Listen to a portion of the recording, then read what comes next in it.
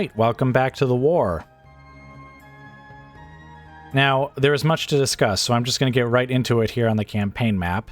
It's been about 10 turns since I last had you guys here, and I just wanted to go through the plan really quick that I had with dealing with Gondor, and as you can see, the plan was successful. I was able to hand over this settlement. Wait, what was the name of the settlement again? Yes, Balorn and Gind over to the clans of Enedwaith. And the Gondorian forces that were in this region actually retreated, so I think I've successfully stopped them from attacking any further on this flank. I was also able to get... Oh, where can I see that information? Yes, here we go. I was able to get military access with the clans of Enedwaith, so I can now pass through their territory. And actually, my forces that were over here, basically, well, not all of my forces, Saruman, you may recall, was in Balorn, and so I actually had him travel north and then east through clans of Enedwaith territory to return just outside of Isengard here. So obviously, we weren't going to leave him over here. Now, the troops that were at Balorn, plus one more mercenary unit, traveled south and have occupied this fort, which is in clans of Enedwaith territory. So we should be fine down here. I'm not sure if I'm ever going to do anything with them, but you know, they have free upkeep while they're down here, so I might as well have them down here. Who knows, maybe they'll stop a Gondorian force from crossing at some point, or maybe I will make use of them later. To be honest, they seem to be... I'm not sure what the word for it is, but they're basically certain units in my roster that I consider sort of garrison / cannon fodder forces, if you will. That would include units like the orcs, so the orc hunters and fighters here, plus the clan spearmen. Units that have like lots of soldiers, but like poor stats, but are really cheap to upkeep. So we could use them again as garrison forces, as cannon fodder forces, and basically the orcs here and the clan spearmen, and I think actually there's some goblin mercenaries that also count as that here. But if for some reason I needed even more of them, I think the Corsairs over here do qualify, having lots of troops while not having heavy upkeep, as you can see.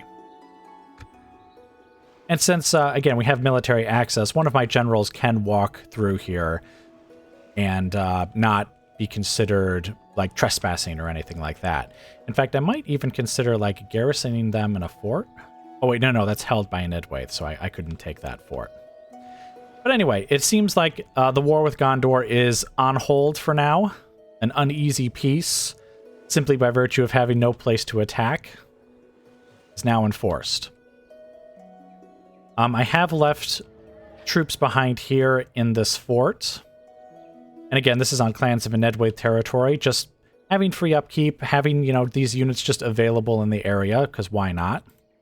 Meanwhile, Tarzul's force has pulled back to Isengard and has mostly been, well, either disbanded or is going to go into the next army. But, actually, no, we'll talk about that right now. I was going to say we're going to come back to that, but let's talk about that right now.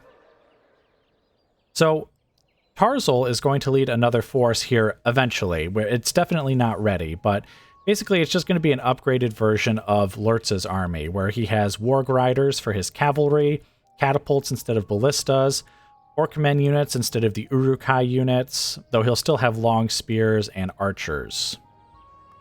We are putting this force together because now Isengard is able to build up, or train, I should say, those types of units. So, like, here's the Orkmen units here. And actually, so is the Hornburg. I've actually been focusing very much on trying to make Hornburg another recruiting ground for various units. So they can make Orkmen and Berserkers and Marauders as well. So they're helping out recruit the new army. And basically the idea here is that I'm building up the army while there's plenty of free upkeep slots here in Isengard, as well as, of course, these two forts here. We'll just keep the army in here ready to go. And then once our income allows it a bit more, we'll then unleash them, let them go, basically. But I don't see any reason to wait for recruiting them, just so that we have the army ready to go at any time. And with all the free upkeep slots that we have available here, again, they'll just be ready to go.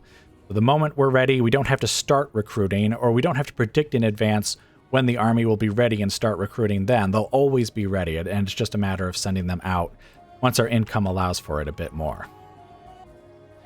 Just another quick note, I have also occupied this fort over here with Grishnash, one of my other generals. And that's just because I believe this is the region where I can recruit the mercenary Dunlending long spears. Because it does take a while to recruit them here. It takes 10 turns to recruit new ones, whereas most other units, I believe, take like 6 turns before they're available again. And you can only have one of them in the pool as well, so definitely if I can get any more of them through mercenary means, I definitely want to do that. And the reason I've just had him occupy the fort is just because, again, he has free upkeep over here, so he can just pop out, check to see if there are any long spears available, and if there is, he recruits them and sends them over to Isengard, and if there isn't, he just goes right back into the fort again.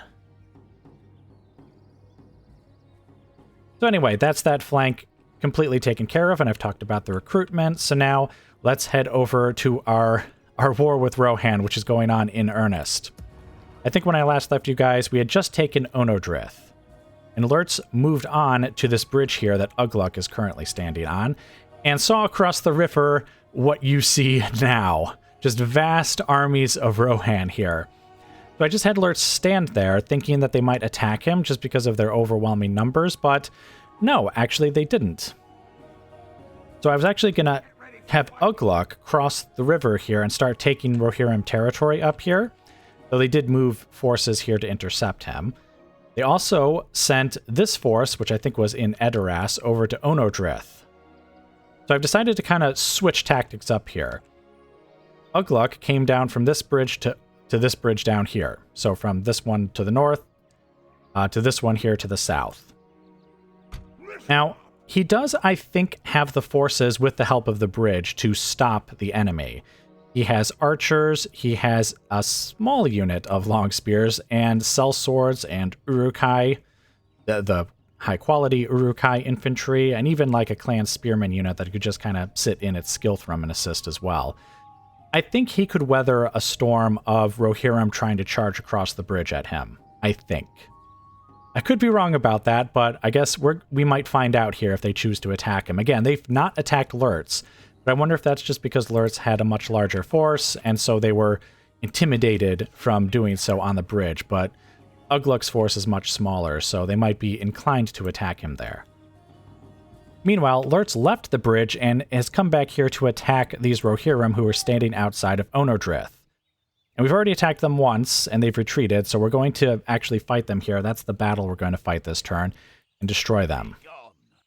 Now, unfortunately, they have Royal Guard and they have skirmishers, so this is going to be a very painful... I can already see it. I can already see them charging us, inflicting tons of casualties, then just pulling right back out and charging in again, and us having no ability to stop them because they can just pull out whenever they want. Rah! Anyway, I'm not sure exactly how I'm going to kill them without having huge casualties, but we'll see how the battlefield looks when we get to it.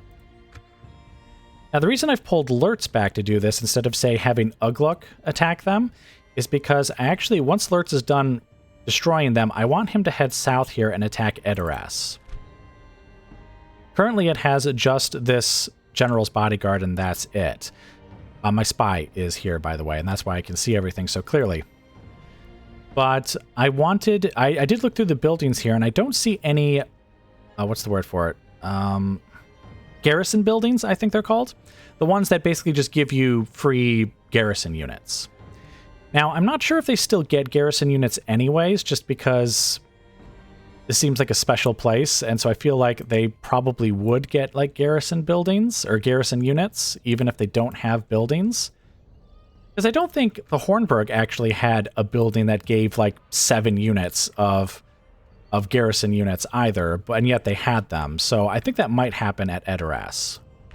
But regardless, if they have, you know, 1 unit, or if they have 10 by the time we get down there to attack them, we're going to do it. I think once he takes out these Rohirrim and then heads just a bit to the south here, he should be able to attack them next turn. I do have long-term plans, though I hesitate to share them right now. Well, you know, we'll just go through it very quickly. I have a diplomat over here heading towards Mordor to secure, like, an alliance, maybe some other treaties, like trade rights or anything that we can get out of them. That would be nice. But I also want my diplomat over there because what I'm thinking is the same thing is going to happen with Gondor as happened over here in the west, where basically I conquer to the south here, and I come into contact with Gondor territory again. You can see this is Gondorian territory here. What I might have to do is take Anorian, like continue heading south after taking Edoras, take Aldburg, take whatever settlement this is from Gondor, and then turn it over to Mordor, just to keep the Gondorians down here in the south and not attacking me. And the reason I can't do that here at Aldburg is because the province of Entwade, or East Emnet, actually borders Gondorian territory right here. So if I just handed over Aldburg to Mordor, then I would still border Gondor if I continued my war with Rohan. And then basically once Lurtz was done with that, he would then head north here and attack Entwade, attack these territories here, and then we would probably have a war with the Elves of Lothlorien. Because we would border them at that point. They're actually one of our targets. We need to have their capital and destroy their faction in order to win. They're also doing very well. They've actually taken Dol Guldur. I can't remember if I mentioned that already, or if it had even happened by last episode. I did get a little message saying that the Dark Lord was mustering forces to retake Dol Guldur, but I don't know if anything will actually come of that. And again, those are kind of long-term plans. It's possible that Lurtz won't be able to attack down here in the south because these guys will attack and destroy like Ugluk's force, and so Lurtz will be needed here rather than continuing his fight down here. So, again, those are long-term plans. I hope they'll go through, but who knows, maybe not. Hey, maybe Ugluk will destroy these forces, like they'll attack him here on the bridge, and he'll destroy them so thoroughly that he's actually able to attack Entwade himself and save Lurtz the trouble of doing it on his way back. I guess it could go any which way. I don't know how it's going to go. All right, but anyway, I think that's it for now, so let's go ahead and destroy the Rohirrim here. Right, we already looked at this. 2 skirmishers, 2 royal guards, and a lancer unit. So, let's get right into the battle. All right, welcome to the battle. It looks like they are going to charge down the hill at us, which is fine. I was actually hoping they would. I've got the long spears out in front with Lurtz's bodyguard in the very front, or at least they were. Hold on a sec. Let's range that bodyguard a little more like this. All right, there we go. I don't want Lurtz himself in danger, but I'm perfectly all right with some of the other units being in danger. All right, we're going to have the ballistas fire on the Royal Guard, and they're just behind the long spears. There we go. All right, and they're in guard mode. Great. Now, I'm going to have the archers then fire on the skirmishers, and they're just behind the ballistas. We should be able to fire on the skirmishers here in a moment. There we go.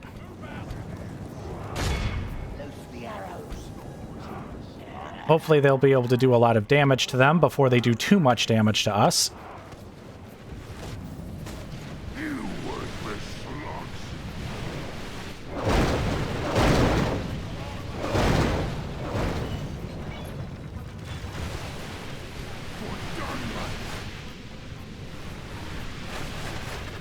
We then have the Reavers flanking the archers, and I'm hoping that we can have them kind of swing around here and assist with the cavalry battle once it happens.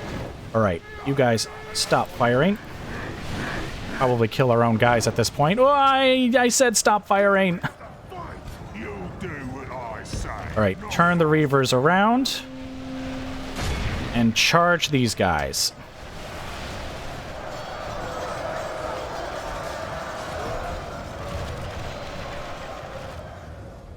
All right, now I'm going to have my light cavalry just kind of get over here and see if we can hold this Royal Guard unit here.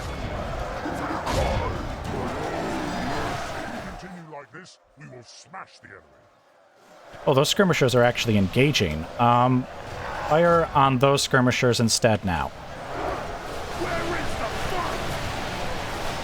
Whoa! How are they doing that? Like, just stretching their unit out to attack like that.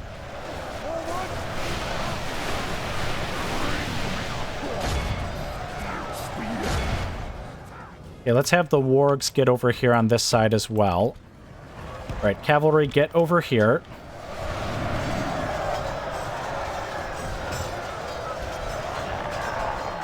Holy smokes, Lurtz and his bodyguard are nearly toast. You guys pull out of there. All right, now the cavalry aren't oh wait, now they are going to engage. Go get them.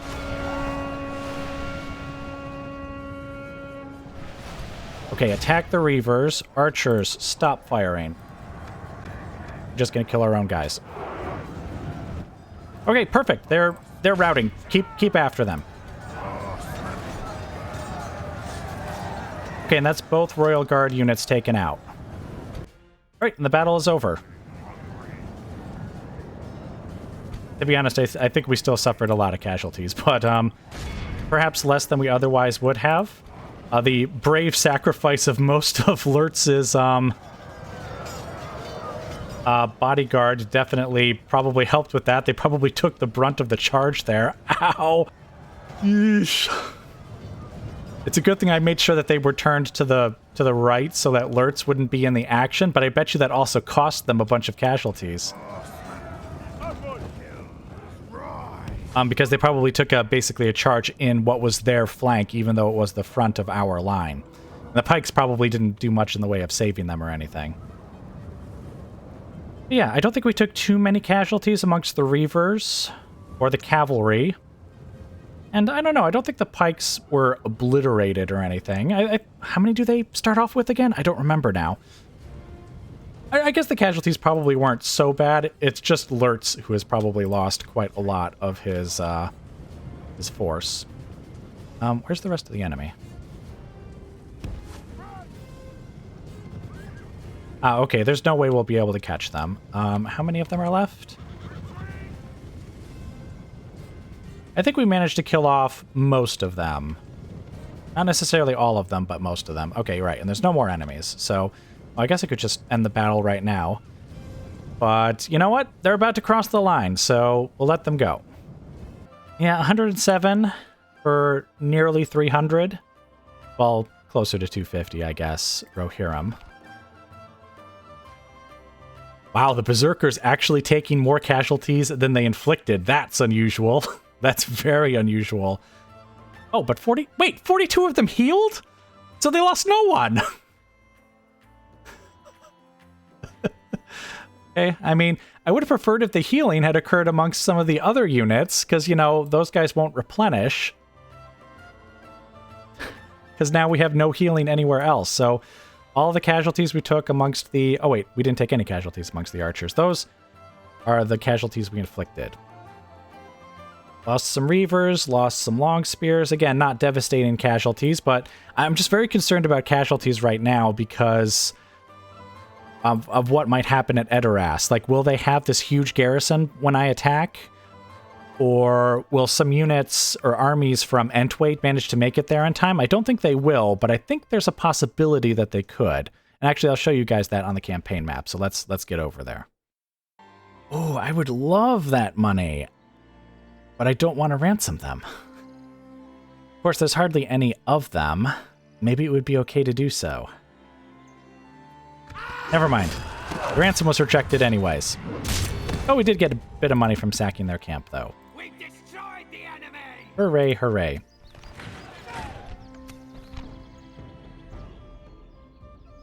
What do you mean he was accused of running away from the enemy? He was there basically the whole time. His troops took more... Like, his bodyguard, I mean, took more losses than anyone. Absurd. All right, but anyway, as I had mentioned, it's possible that they could come down here and attack or intercept Lurtz before he gets to Edoras. And the reason I think that is because there's no crossings until they get further to the south here. But because armies can move so far in this mod anyways, I think it would only take them a turn or two to get over to Edoras. No sleeping here. Or they could go through Ugluk. that would be a quicker way of getting to Edoras, I think. And they might even do it. What I think I'll do is I'll probably have Lurtz... Well, you know, hold on, let me think about it. I think I'll have Lurtz just come right down here so that he can attack Edoras next turn. And we'll probably have to weather whatever attack we weather from Ugluk, or on Ugluk here. Of course, there's always the problem that this force might then come down here and, if not attack Onodrith, at least threaten it.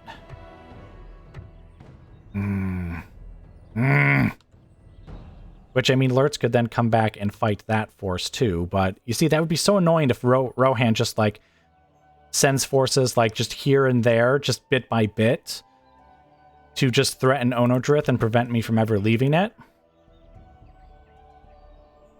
Then again, Lurtz can move so far, you know, just like, you know, the enemy armies, he can move very, very far on his own. So I wonder if I just have him stay, like, let's say here. Like, I think he could still attack Rohan, or Edoras next turn, while still being close enough to Onodrith that hopefully Rohan doesn't send any forces down there, or maybe they even send them back to Entwade or further on to whatever this is, Rochburg. Oh, there's the Prince, Eomer himself. So, you know, this isn't actually that heavy of a force either. Peasant scouts, peasant militia, with just... Oh, wait. That's the village. Yeah, oops, my bad. I meant this force here. Scouts, spearmen. I mean, they could definitely take Onodrith, but maybe I could just leave them for like a turn or something and still have Lurtz able to attack. Or maybe I could even leave behind a unit or two in Onodrith just to make it strong enough. Okay, you know what? I'm just wasting time here. You guys don't need to listen to me pontificate and think here. So I will let you guys go for now, and I will bring you back as the war continues. All right, welcome back to the war. You see, this is why I should not discuss long-term plans. There's no point to it, because the AI will always do something to make sure those plans come to naught. Nothing else has really happened in all of these areas here, so I'm just going to kind of ignore that area, and we're just going to focus on Rohan. So Lurtz is capable of reaching Edoras, and I would have him attack, because even though, obviously, they've gained more units... it'd be fine. Lurtz could attack and take it. But, as you can see, the Rohirrim have decided that they're not going to take Onodrith, they're just going to attack Ugluk from multiple directions. And I think if they did, they would destroy his force. Because I think the bridge is really the only thing that would prevent them from completely obliterating him here. I'm sorely tempted to just ignore that and go for Edoras anyways, but with more and more troops from Rohan pouring across here, I feel like we're just going to lose, well, Ugluk and Onodrith, and I mean, we'll have Edoras to show for it, but then we'll have only traded settlements, and I don't think that's a good idea. I think I should actually try and hold this territory here for now. What I'm thinking is that this army here, the one that I'm training up, and I said would just wait here until we had enough income, well, maybe I should do what I was going to do over here and just accept going into negative income for a while. Send them out to attack Edoras, while Lurtz and Ugluk basically hold the line over here against the Rohirrim. And also, yes, something that occurred to me, instead of having Tarzol in command of that force, I should probably have Saruman actually lead them. To be honest, I'm not entirely sure why I didn't have Sauron lead the initial army instead of Lurtz. I mean, Lurtz is a great general, so maybe it doesn't matter.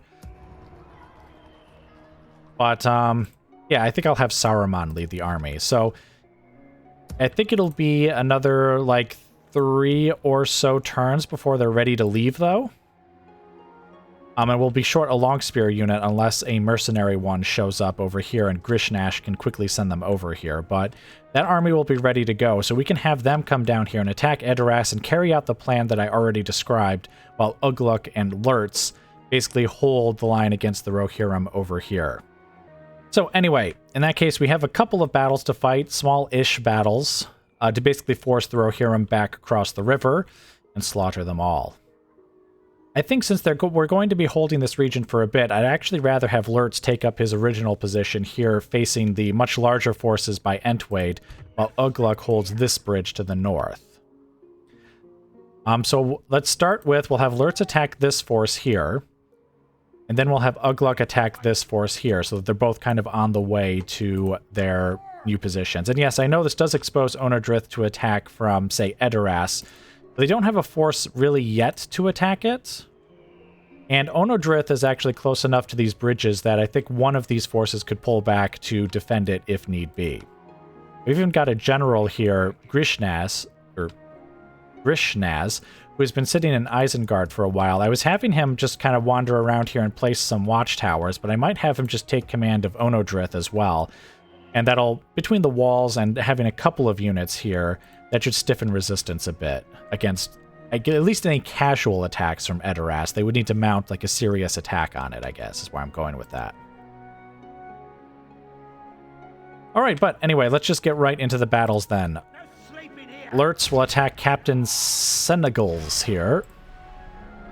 Okay, what kind of force does he have? Scouts, archers, spearmen, and 1 unit of Rohirrim, which I believe... Yeah, I think... I'm not entirely sure about this, but I believe the way the cavalry works with Rohan is it's like the peasant scouts, then the Rohirrim, then I think the Rohirrim Lancers have better stats, and then it's the Royal Guard. Or at least among the units I've seen, that's what the stats are. So, let's just get in there and eliminate this force.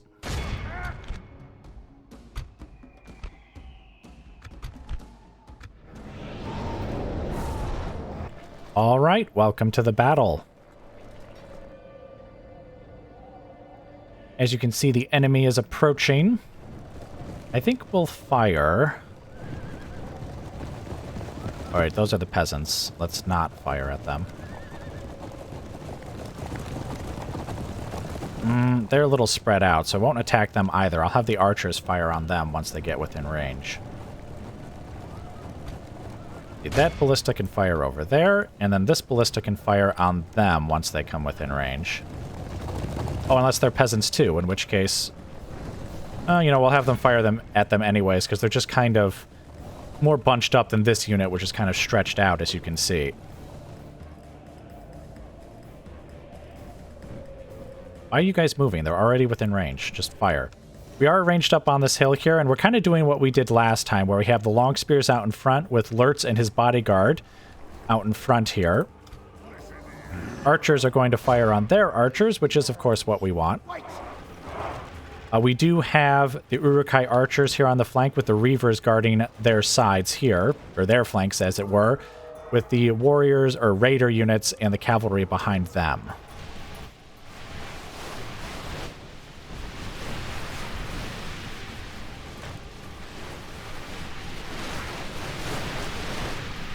I think with the sheer amount of arrow fire on this one unit, we should be able to really knock them down quickly. We do need to somewhat be careful, though.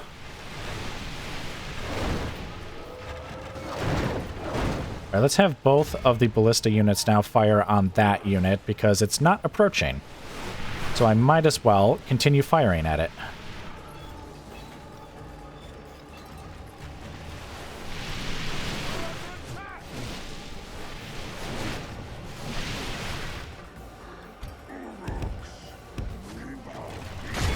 Get these guys charging at them, because it looks like they're going to try and go around here.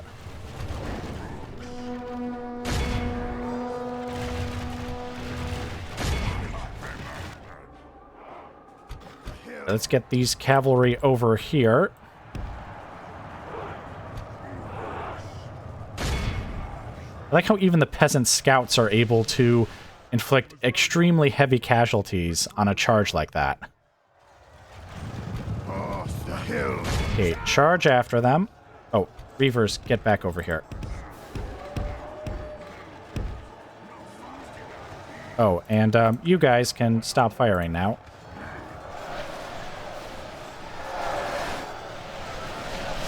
Oh yeah, I was going to say, what did happen to that infantry unit? They've charged, is what's happened. The enemy are badly bloodied. They have lost half their men. Oh, crap. You guys, apparently you weren't chasing them very well.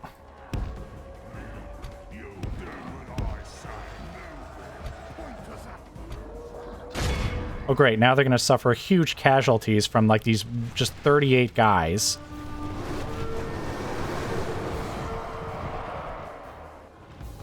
Oh, dear. Okay, they're routing immediately. That's good.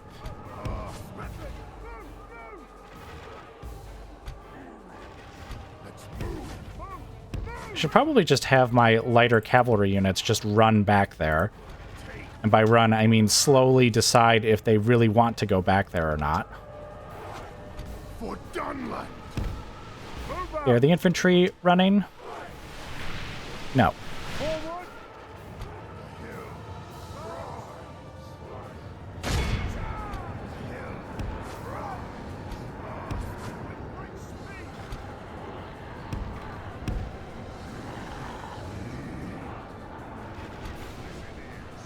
Oh, I didn't realize the Reavers were still going out there, but I guess they are.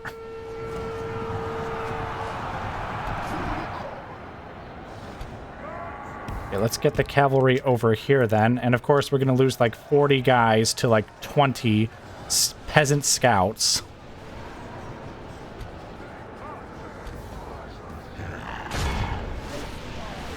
Oh, whoa, whoa, whoa. I didn't realize the archers could fire that far out.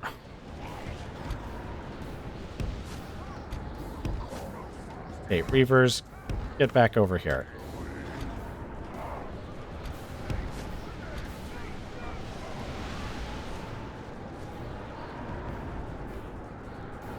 Well, those scouts are basically toast. Can you guys... I guess if you can fire all the way out here, why don't you fire on the spearmen? We'll have our cavalry just kind of follow behind them. I guess I should tell the archers to stop firing now, too, because they're going to engage our long spears here in a moment.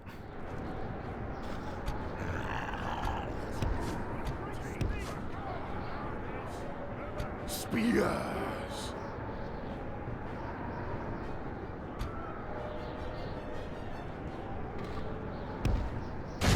Oh, I should have been using this from the get-go as well.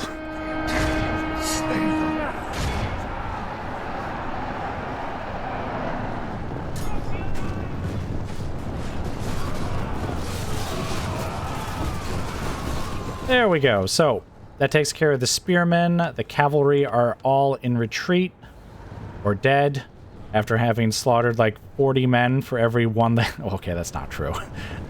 I still think it's a little crazy just how much they're able to kill, even with, like, low charge. So I guess maybe I should have had them arranged more...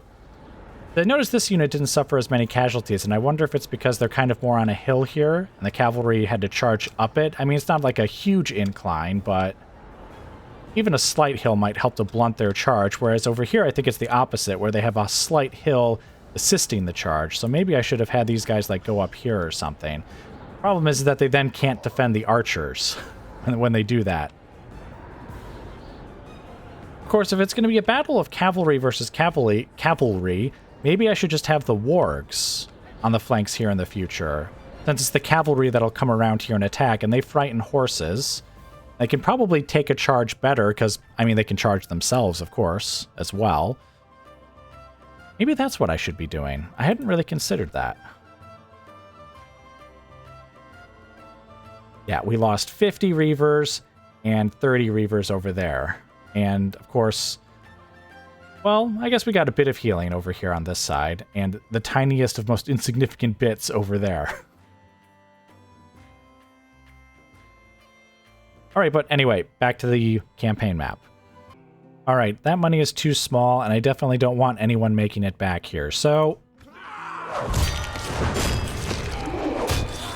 To be honest, I think we get more money from... Well, no, okay, I don't think we actually got more money from looting the camp, but it felt like we did. It felt like we did. All right, and alerts can easily make it to the bridge. So now let's just Oh, actually, let's drop a temp save here, just in case. I mean, the game I don't think has crashed yet, except for that scripted battle where the Ents attacked. That's the only crash that's occurred so far, but I always assume a crash can occur at any time, so let's just save over that there, just so we don't have to refight that battle. Now, as we discussed, Ugluk is going to attack this force here to try and get to the other bridge over there. Alright, the enemy is now holding the bridge. Let's put alerts down here. That's where we wanted him anyways. Now, what kind of force do they have? Some peasant scouts and some peasant militia. Okay. I think we can force them off the bridge, and I think we might even be able to use the bridge to our advantage, even though we're the attacker. I'll show you what I mean here in a moment. Wait, I literally just looked at that. Alright, let's attack.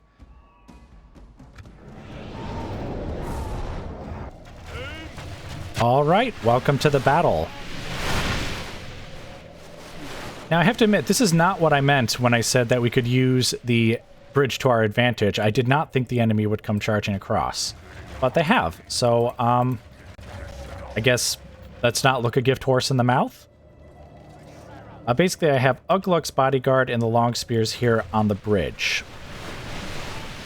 You guys stop firing. And actually, you guys as well.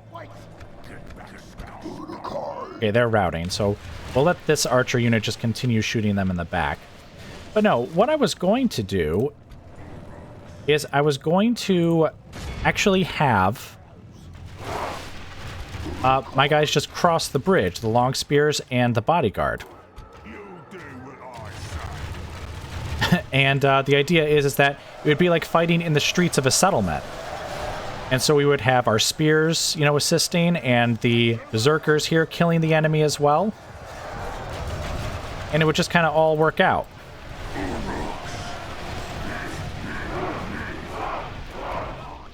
Okay, archers. Let's see. You may now fire at will. Because the militia are coming back. Because I didn't think the enemy would come charging across the river at us, and so we would just march our long spears and our berserkers across, and that was all we would need. But it turns out the enemy has come for us, so yeah, I guess that's just kind of how it's going to be. All right, let's move the cell swords just to the side. They're kind of in the way now.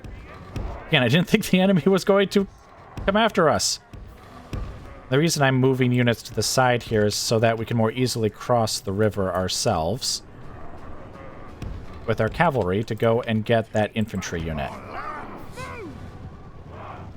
Because right now we're kind of blocking the way. And I mean, they can pass through them, but I think it's easier if they just move out of the way of the cavalry. Let's move! And the archers, of course, are firing the whole way, so... Oh, and actually, they just stopped. Perfect. The hill!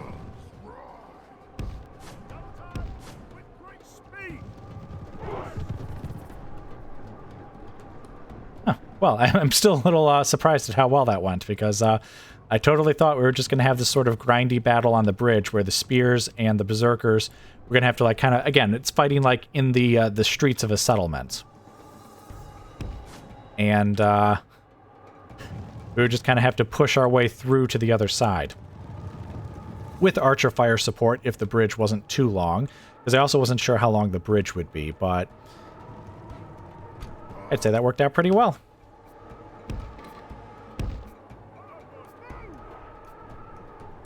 Get them to reform a bit, though I think that's much wider than the formation I told them to use.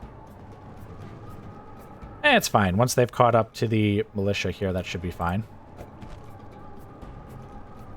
Our casualties should be minimal.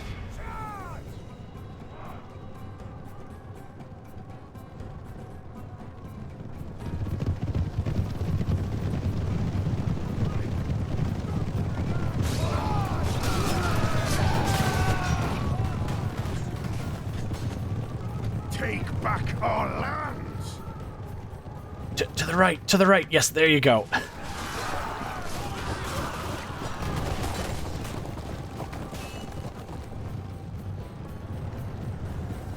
Again, to the right. To the right. They're to your right. All right, there we go. Sometimes manually directing the cavalry is just the way to go. But at other times, like, it doesn't seem to help very much at all. Right, get him, get him! There we go. So sometimes I like to just sit there and watch them for a bit and just see what they do. Sometimes they eventually figure it out, but if you're close to the edge of the map, then you might need to manually direct them, even though, again, that doesn't always work. We lost nobody? Huh, I thought we would have lost somebody. Alright, let's see. Did the archers? Yes. Oh, wow, that archer unit killed a bunch in particular. I imagine many of those were routers, though. Well, and also the peasant militia, I doubt, have very heavy armor anyways, so being shot is probably just a bad thing overall. Alright, well, I guess let's take this back to the campaign map. Alright, once again, no survivors.